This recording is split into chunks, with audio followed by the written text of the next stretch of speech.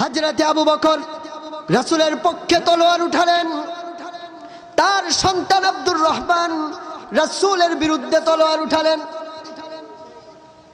পরবর্তীতে এই সন্তান আব্দুর রহমান মুসলমান হয়েছিল। খেয়াল করে শুনবেন, মুসলমান হওয়ার কিছুদিন পরে তার পিতা হযরতে আবু বকরকে বলছেন, ও আমার পিতাজি, আমার আব্বাজান আবু বকর রাদিয়াল্লাহু তাআলা আনহু, বদরের ময়দানে আমি যখন আপনার বিরুদ্ধে যুদ্ধ করছিলাম, এই ময়দানে আমার তলোয়ারের নিচে আমি আপনাকে কয়েকবার পেয়েছিলাম।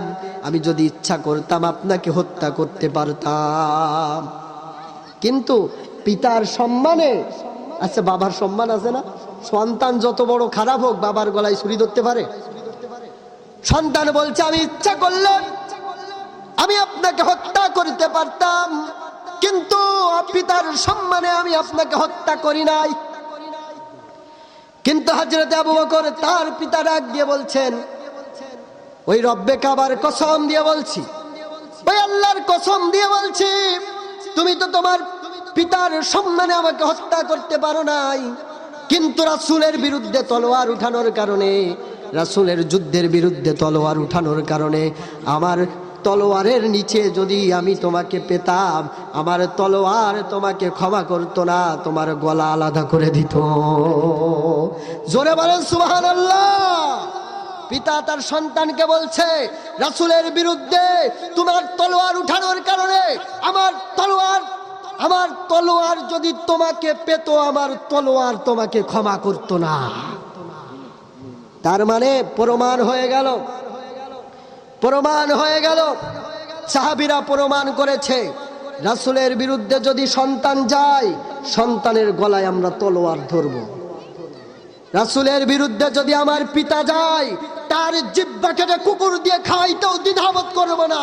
কথা বলেন ঠিক কিনা মুসলমান? কারণ সবার আগে আমার আল্লাহ, আমার রাসূল, তারপরে দুনিয়ার এই ভালোবাসা। ঠিক কিনা বলেন?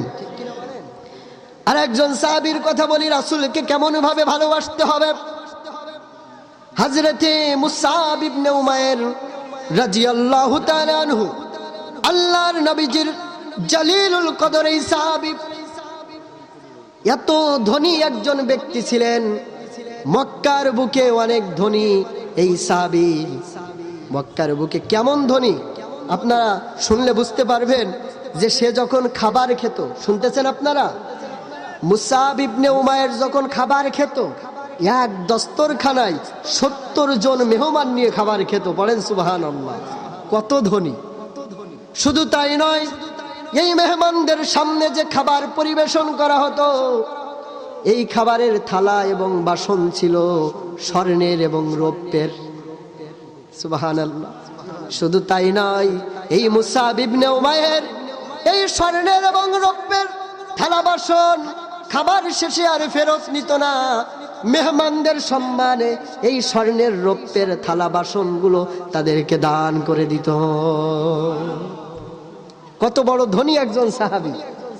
এই সাহাবী মুসলমান হলেন, আল্লাহর রাসূলের ভালোবাসায় সম্পদ ছেড়ে দিলেন, তার পরিবার পরিজন ছেড়ে মক্কা থেকে মদিনায় হিজরত করলেন। রাসূলের ভালোবাসায় উহুদের ময়দানে রাসূলের সামনে ঢাল হয়ে দাঁড়ায় গেছে, আর বলছে, ইয়া রাসূলুল্লাহ, যতক্ষণ পর্যন্ত মুসআবের শরীরে রক্ত আছে, যতক্ষণ পর্যন্ত আমার নিঃশ্বাস আছে, ইয়া রাসূলুল্লাহ, ততক্ষণ পর্যন্ত আপনার শরীরে বিন্দু পরিমাণ আঘাত লাগতে দিব না। সুবহানাল্লাহ বলেন না। হযরতে মুসআব ইবনে উমাইর রাসূলের সামনে ঢাল হয়ে দাঁড়ায়া জীবনটা দিলেন, শাহাদাতের সুধা পান করলেন, শহীদ হয়ে গেল।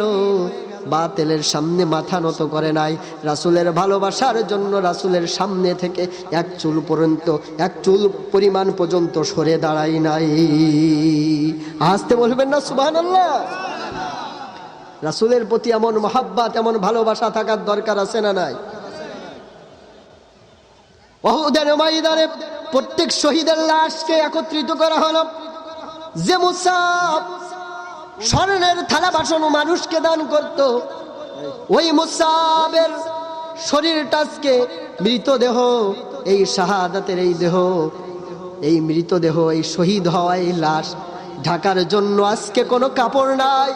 সাহাবীরা বলছে, ইয়া রাসূলুল্লাহ, এমন একটা কাফনের কাপড় মুসাবের জন্য আমরা পেয়েছি, যে কাপড়টা দিয়ে যদি মাথা ঢাকা হয়, মাথার দিক ঢাকলে পায়ের দিকটা আগলা হয়ে যায়। পায়ের দিকটা যদি ঢাকা হয়, পায়ের দিকটা ঢাকলে মাথার দিকটা আগলা হয়ে যায়। ইয়া রাসূলুল্লাহ, আজকে তো মুসাবের জন্য কোনো কাপড় পাচ্ছি না।